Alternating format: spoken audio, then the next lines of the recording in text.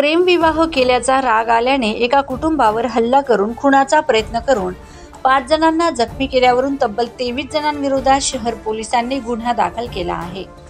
दंगल व मारहाणीची घटना सोमवारी दिनांक 28 रोजी दुपारी 1:30ला शहरातील न्यायालयासमोर रामदेव बाबा नगरमध्ये घडली।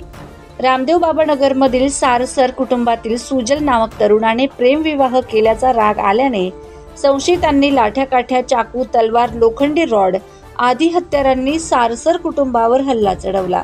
त्यात ताराचंद सारसर, गणेश सारसर, सुजल सारसर, रोहन सारसर, अमर सारसर गंभीर जखमी झालेत।